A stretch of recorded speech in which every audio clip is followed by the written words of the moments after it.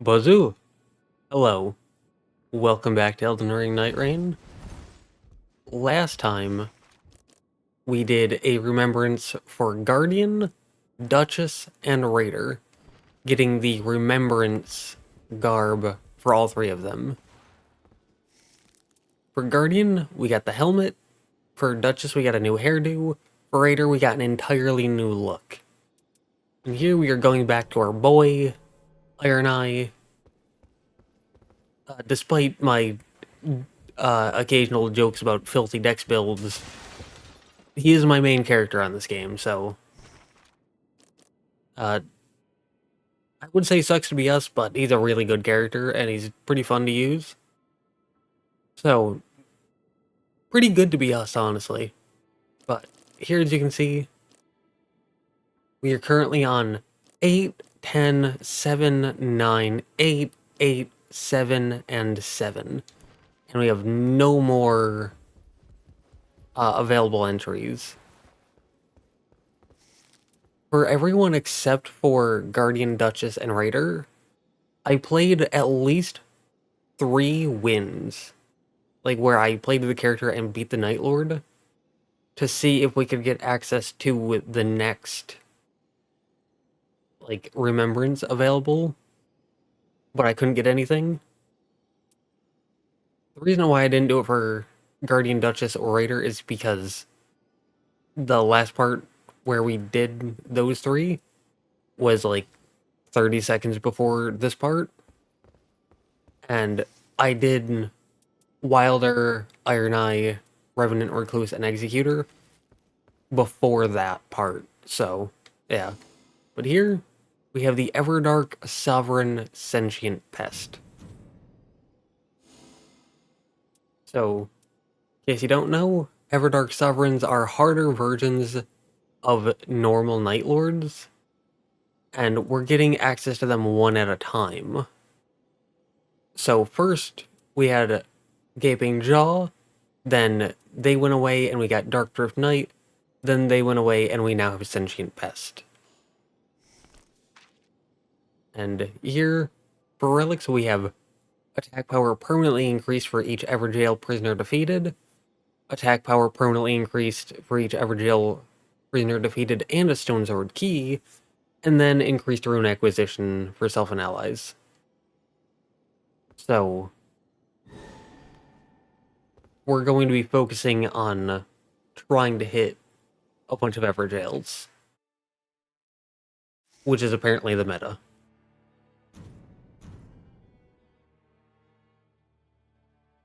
And it has been pretty good, actually. My only complaint with it is that the, like, you start with a Stone Sword key in possession doesn't stack, which I think is stupid. I feel like they should stack, especially since there's a relic that starts you out with 6, yes, 6 Starlight Shards, and it's a guaranteed one.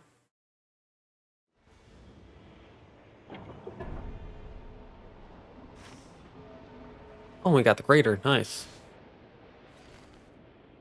Oh, it's red. I was gonna say, oh, thank God, I am so happy to see someone else pin. Because I'm both capable and willing to take charge if I need to. A skill that I think is essential for anyone who plays with randoms. And something that I learned to pick up. Which, the biggest hurdle for me to learn that was figuring out that playing on a controller on PC, pin was unbound by default. Pretty stupid in my opinion, but yeah, that was the biggest hurdle to overcome. Yeah, they pinged this. Right here, Iron Eye is not very good against Crystallians.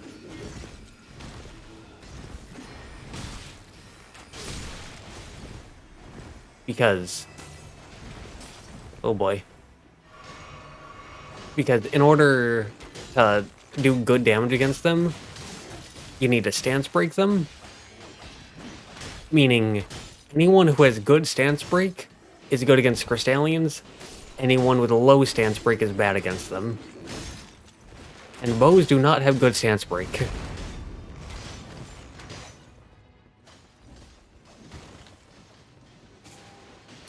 Learn about locale.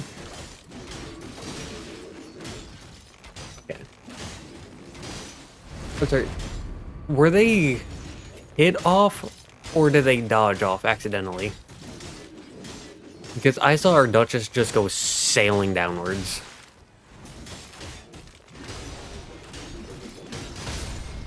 I mean, I totally get it, because Crystallians are scary.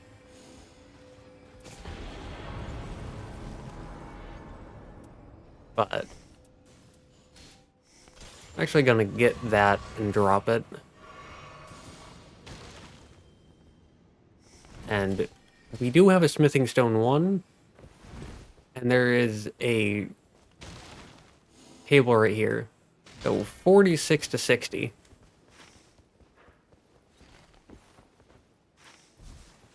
And they pinned that, which is good. Glad a teammate agrees. And yeah, we can hit this, jump up there, then jump down to hit that. Just jump up here. Landed pretty perfectly.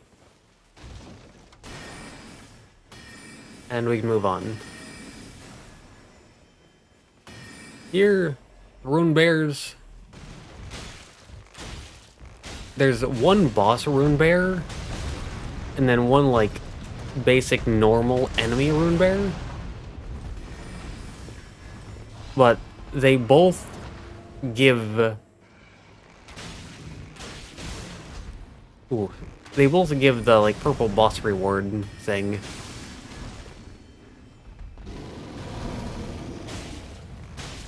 Right, question, where's the team? There's Executor. They're dead. I know that if we go over there, he tried to run through and go after her. But I knew that wouldn't work. The reason why I didn't go after her, the Duchess, is because I knew that going over there would mean going after the other bear. And I didn't want two bears aggroed onto us. Elbenork bow, 60 to 63. 62 to 65. Yeah.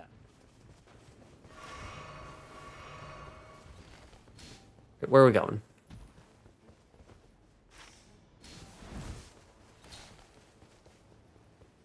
I feel like Everdale would be better. Because Sorcerer's Rise, they're good for Recluse, but I've noticed outside of Recluse, they just, like, don't really have a use. To the point where, even if a teammate opens them, I tend to just ignore them unless I'm playing Recluse. But for the most part, only Recluse even opens them, so yeah. I'd say for the most part, they can just be ignored, because the only things you really get out of there are saves and, like, more FP. Here, 10,000 runes, that's pretty easy. I would say, as a general rule, you should choose not whatever is good for you immediately, but whatever is best for the Nightlord.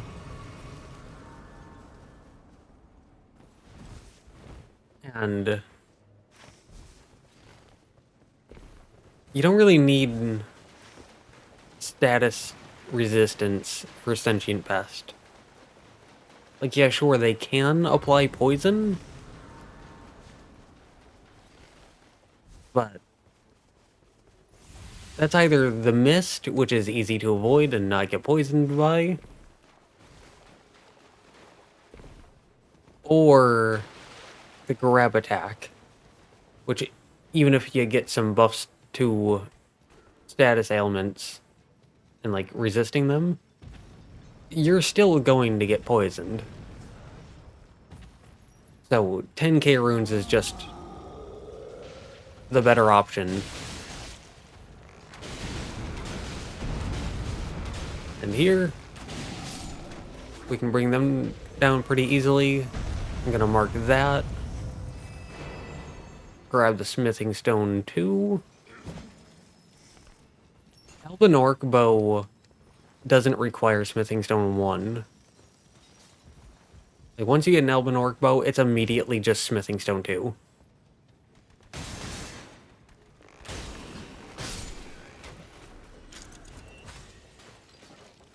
And now we can move on. We can grab that. Let's see what boss is in front of here, because there's always a boss in front of there.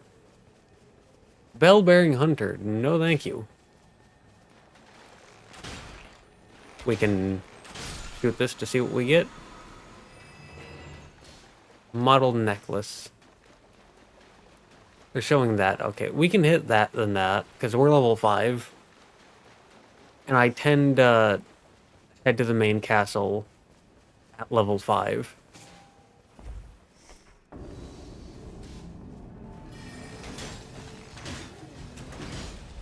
I'm gonna drop that.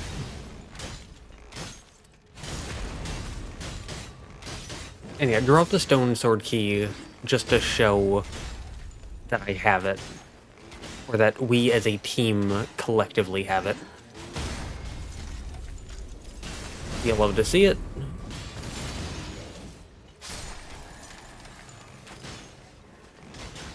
Oh, they stun, which means that they've already been stance broken.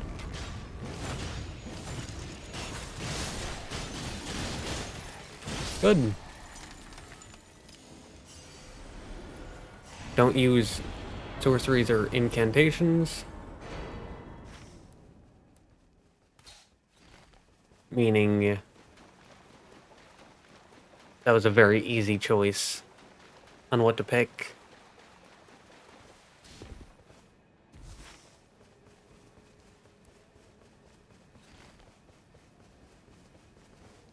Don't know why they decided to repin that, but okay. No. Alright, it's the trolls, which is the worst of the 3. But we'll make do. The question is, are we going up top or down to the bottom? Right. Down to the bottom. Just went up there to pop the smithing stone to buff our bow. And here? Ah, Ancient Heroes Amor. Pretty easy. This boss is... I was gonna say, this boss is more intimidation than anything. But if you don't respect them, they can kill you.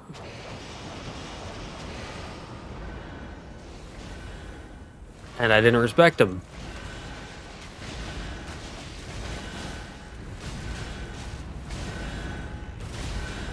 But, yeah, like I said, pretty easy boss.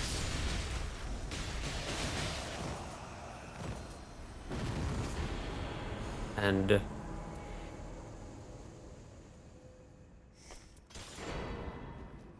that just for the damage increase while two-handing. And we're level 7. And I've always maintained that you should end, or you should go into the Night 1 boss at least level 7. Earl Drake, why not? Now, on my coordinated character, I tend to go into the Night 1 boss at level, like, 9 or 10.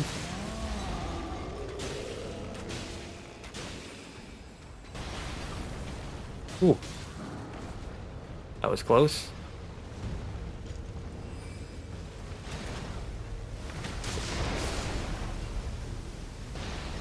We're just gonna mag dump there. And then we're gonna run. Because we do not have time. Which is a bit unfortunate, but... like I said, we got to level 7. And level 7 is where you want to be. Question is...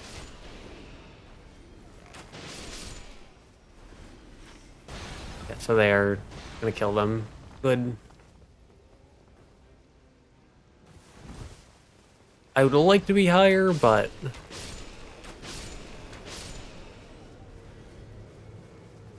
it's fine.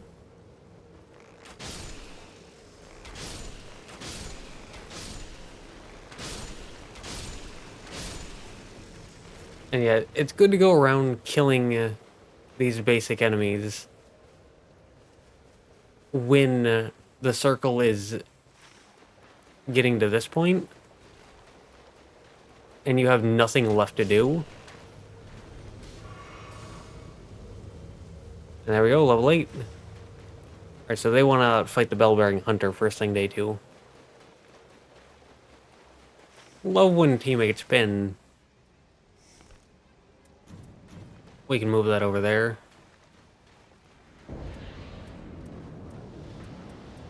For some reason we can't move over to it, which is a bit strange. But anyways...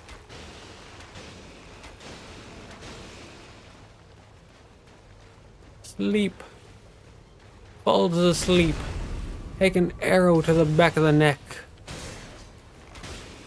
Take a marking knife to the everything.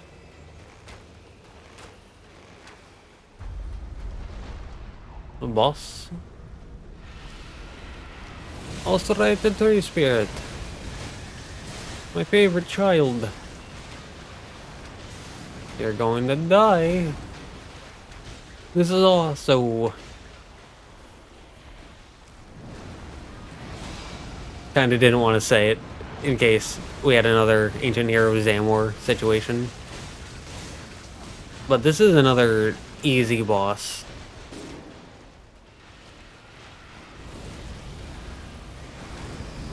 They can be intimidating, mostly because they're fast and fairly aggressive.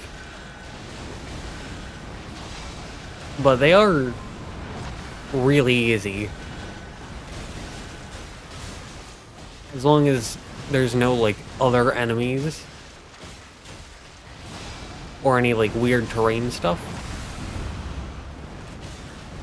Like in the base game, there's one in the Grand Cloister. And in order to fight them, you need to go through a bunch of, like, pest enemies.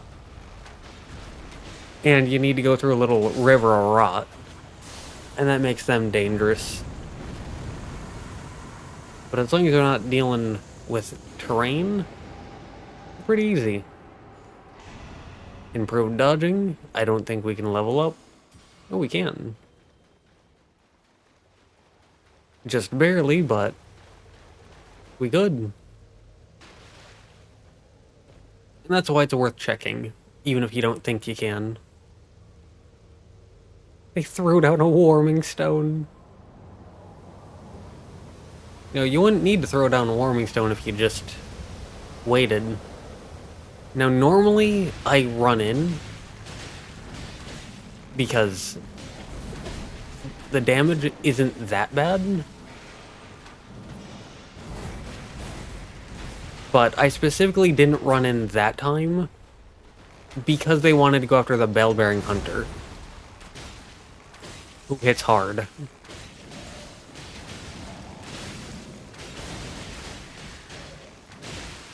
And so, wanted to save my health and flasks, specifically because of that. Yep. Frost, poison.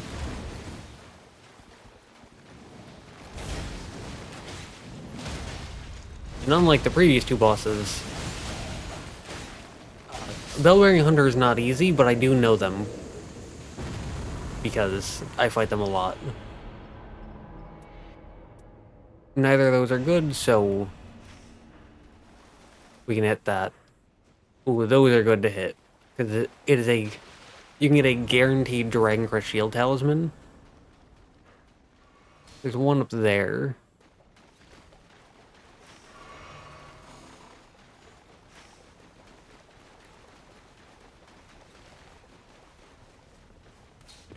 Personally, I disagree with that, but I made the choice not to lead, and because I didn't take up the responsibility of leading, I also don't get the privilege of choosing where we get to go. So, there's a trade-off there. That's my personal philosophy on that.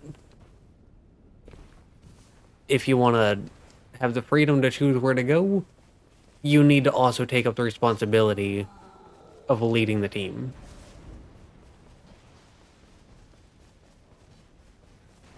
So, yeah. This one is a Blackblade Kindred every time. Yep. Or Valiant Gargoyle, whatever they're called. What's the difference? They both hit hard.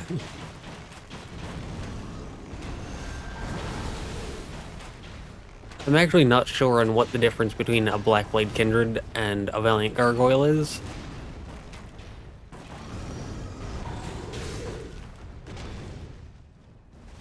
It might just be the skill, where Valiant Gargoyles have, like, the normal vacuum slice, while the Blackblade Kindreds have the, like,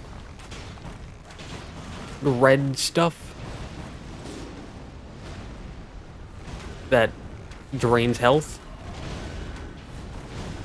Kind of like the Destined Death.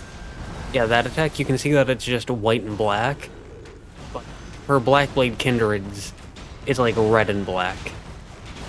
And it, like, drains your health quickly for a few seconds. Okay.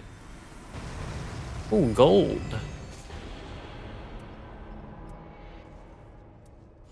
None of those are good. Unfortunate. I was really hoping for a Winding Grace or many periodic glint blades.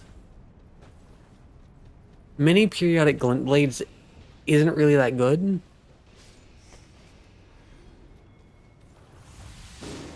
However,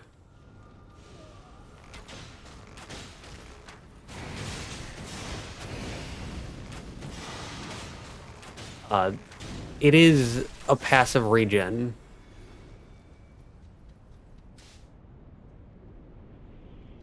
And I do love me my passive regens, so...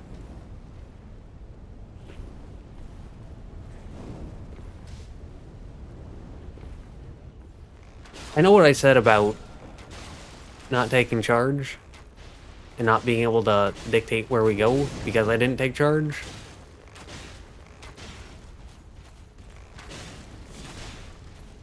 But also, in Nightreign, you're kind of in a constant time crunch because of the Ring of Fire.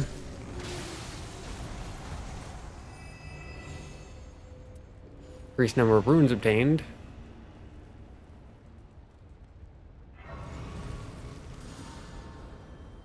And so you don't really have a lot of time to just be standing around.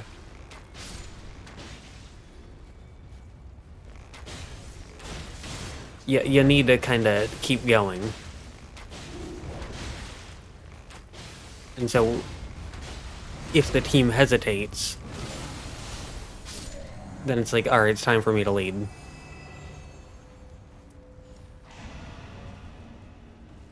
Because it'd be very unfortunate if we got to a point where we were down at, like, the bottom boss, and then we just couldn't beat them and get the reward.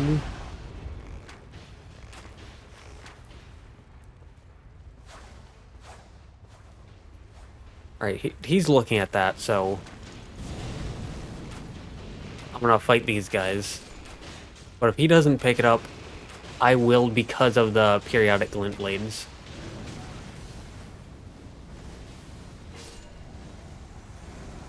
Alright. Improved attack power when two-handing.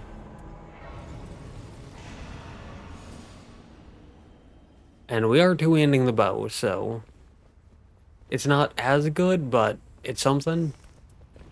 And we definitely have the weapon slots for it.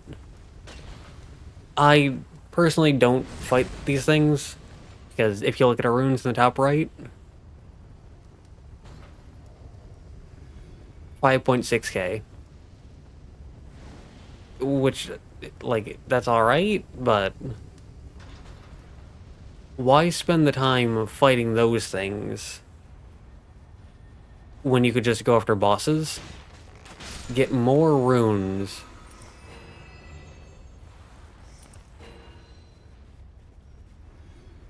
I forgot that I had 2 already.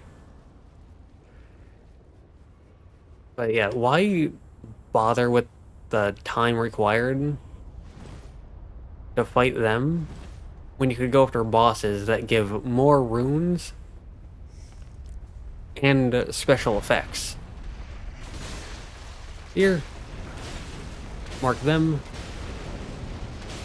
and just start wailing on the magma worm.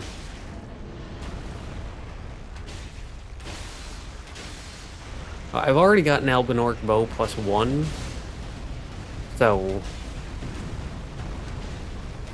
I think we'll only get one more upgrade. Don't know how useful that'll be. But the Albinorc bow is good. It's one of the better bows.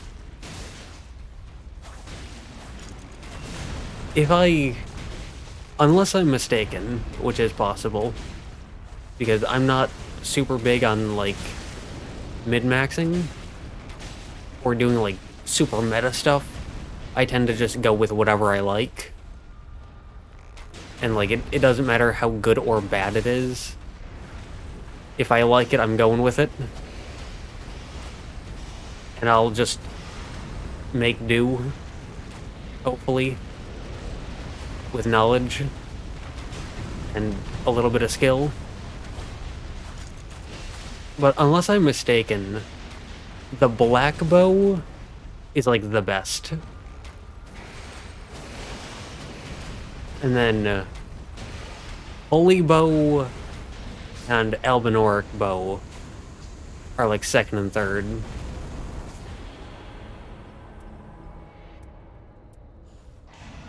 None of those are good. Improve sorceries, no. 16 to 32.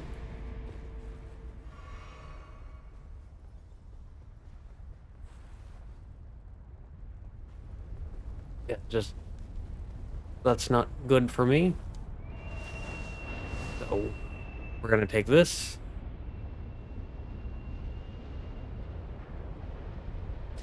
Zoomed out to see if this was within the circle. 'Twas not. But we can hit the demi-human queen here, and then if we have time, we can hit the falling star beast there, and then take that back up. That's how I personally do this. Like how I personally run the crater.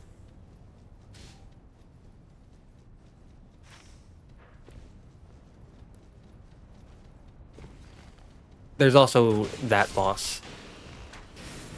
And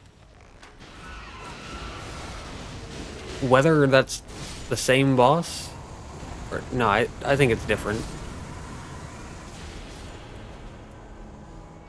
Oops, down our recovery speed. But there's a red wolf here, yeah. I was gonna say, there's a red wolf that doesn't show up on the map. And I think that's a different one. What a coward. Just constantly dodging back and forth. Get marked.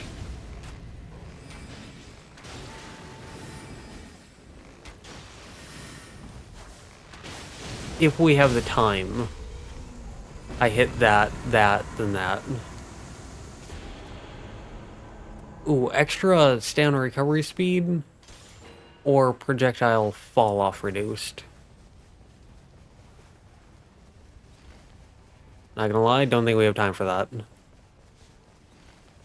So instead, what I'm going to do is go after the enemies. Because there's a bunch of wolves around here.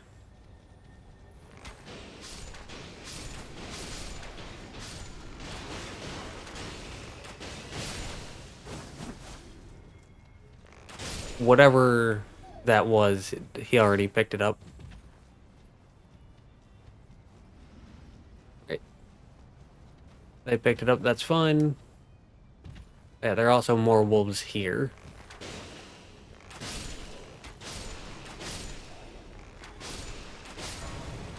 And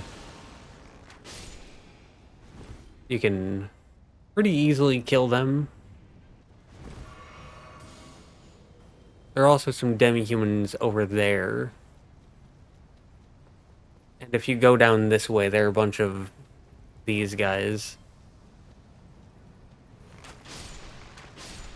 And on my coordinated character, we have one person go up through like the right section.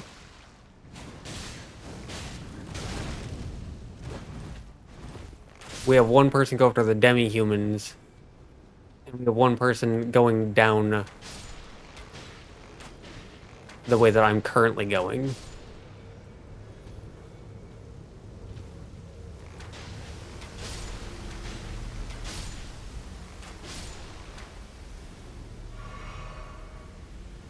And it's a pretty good system for getting runes. 3 different people, 3 different directions. They're all like basic enemies. So no one is going to have trouble with them.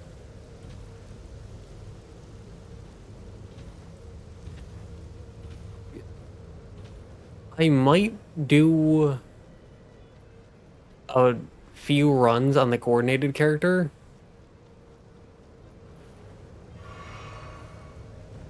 Like, recorded runs, that is. Because it is a very different experience. I mean, consistently hitting level at least 9, typically more like 10, on going to the Night 1 boss.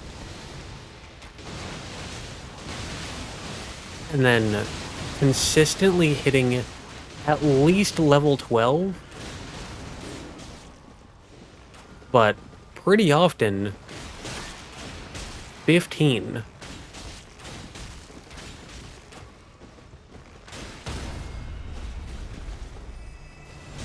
I mean, before the Night 2 boss. So we'll still be on... Like, we'll still be on day 2. But we'll be level 15. To the point where once we go into day 3, we'll be level 15 with like 100k runes on us. And it's great.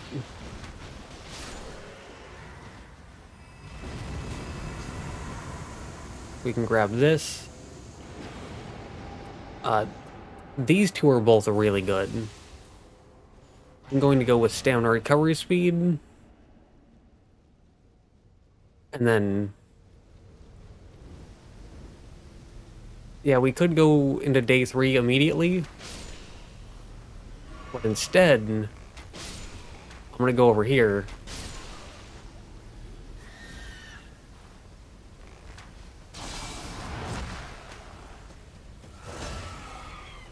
It would not let me walk onto them. There we go. Just kill some more enemies for some extra pocket change. They waited, that was kind of them. That's something that I always do when someone else runs off, is I always stay and wait, just in case they get a little overzealous and die.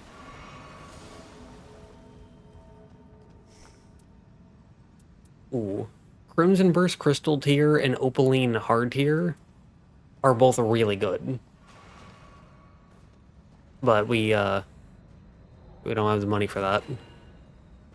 We have the money for one Warming Stone, and that's it.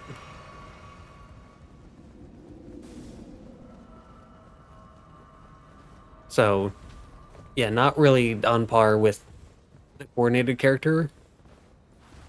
Although also, on the coordinated character, I never get those two crystal tiers. I feel like the better you do, the worse that merchant's stock is. So the better you do, the worse the stock. The worse you do, the better the stock. Probably for balancing reasons. But in case you don't know, every Nightlord has 2 phases. And then the Everdark Sovereign variants, they start out immediately on phase 2. But then they have a phase after that, like their own phase 2. But instead of calling this phase 1 and then what comes later phase 2, I just call this phase 2 because in the normal version, I pressed the interact button instead of the dodge button. I'm an idiot.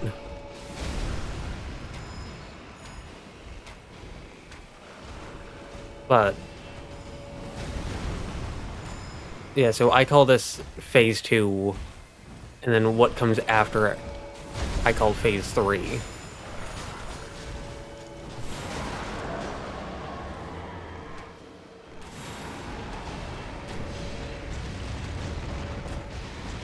And here, not doing too great because we don't really have the money for anything.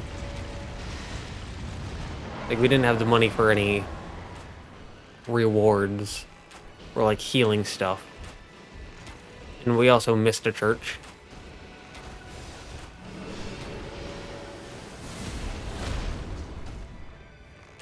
I almost didn't press dodge again.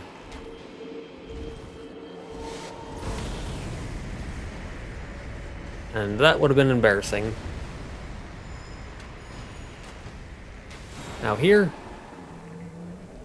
they die, and this right here is why I wasn't healing. I was waiting for that.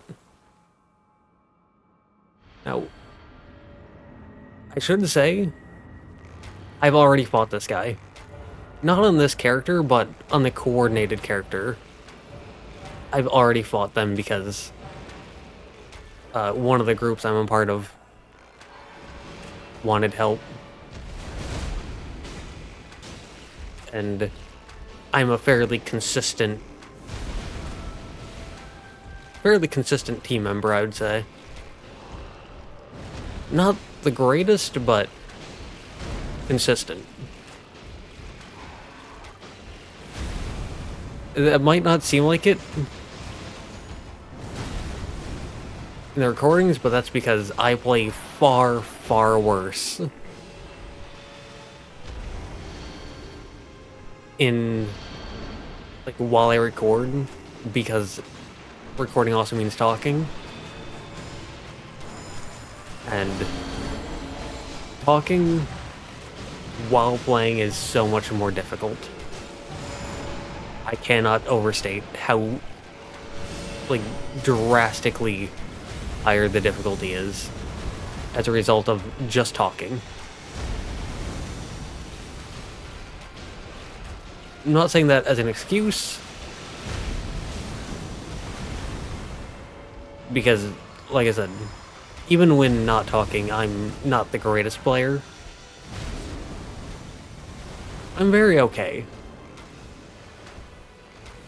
But I'm nothing super special.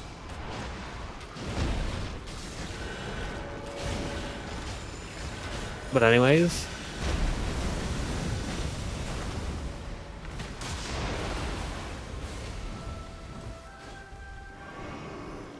they were looking at me.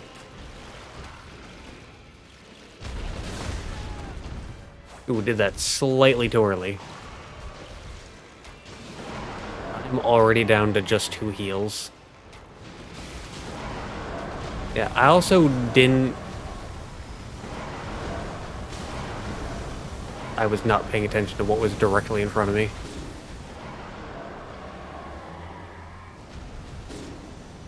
Uh-oh. But yeah, I normally pick up a ton of warming stones while hitting the churches, but I didn't do that this time. And because each warming stone is basically just a free heal,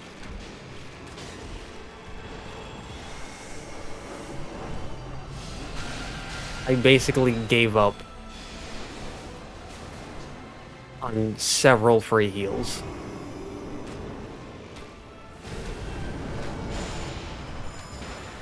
So, if we lose, I will say that's on me for not really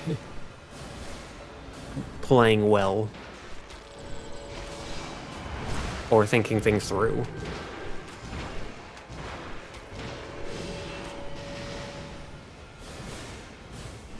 But yeah, since I've already beaten this boss before, I can't really give my initial impressions of it. But in case you don't know, the moth and the scorpion, Noster and Fardus, in this phase 3, both have their own health bars, but then there's also like a red moth. And what happens is when you kill one of the two, then the red moth like goes into them and reanimates them.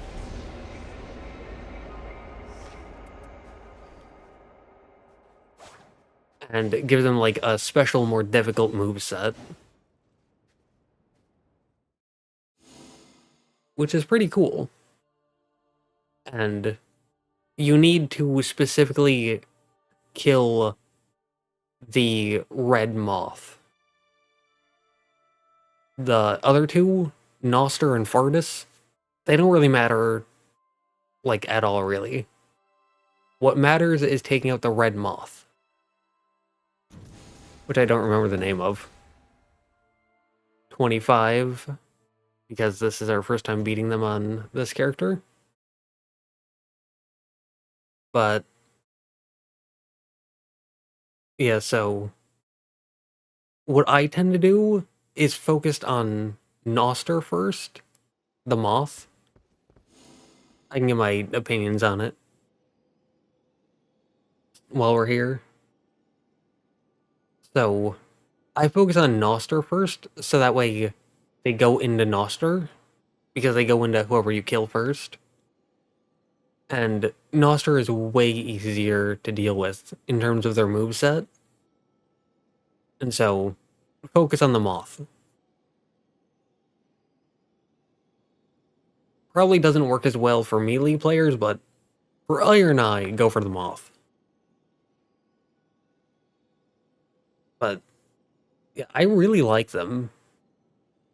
Not as much as I like the Everdark Sovereign Gaping Jaw. And I'd say overall, not as much as I like Dark Drift Knight.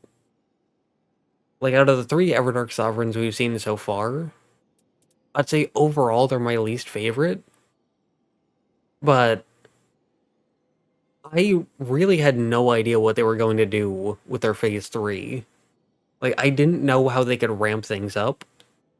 Not because things were super ramped up in the beginning, but because the boss just felt super underwhelming.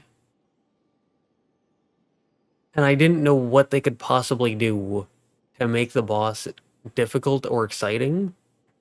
But I think they did a great job with it.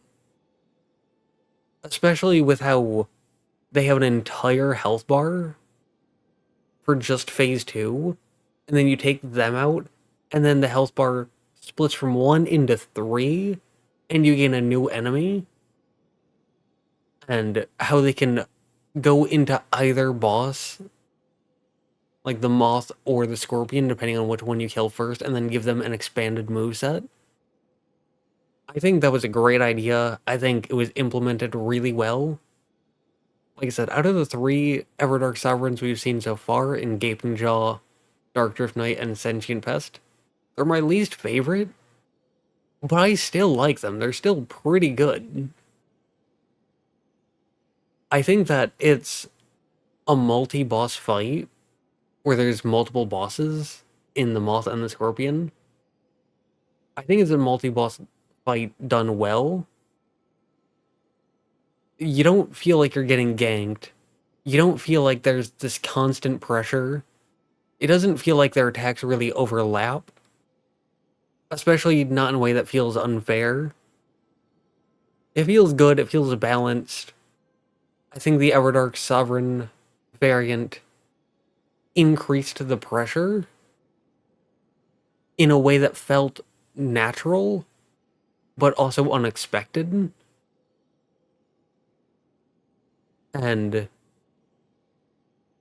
just like with Gaping Jaw, I would say Sentient Pest feels correct as an Everdark Sovereign. Like, Gaping Jaw and Sentient Pest, the normal versions just feel weird to me. They feel off. They feel almost incomplete. And I'm not a super big fan of them because of that. They're both okay, but I'm not a big fan of them. But I like the Everdark Sovereign variants more. Because I think they just... I feel like they complete the boss. They make them more well-rounded, they make them an actual threat without going too far. They don't feel overtuned, but they also no longer feel underwhelming. So, I like them. They're not my favorite, especially because I don't really like bugs.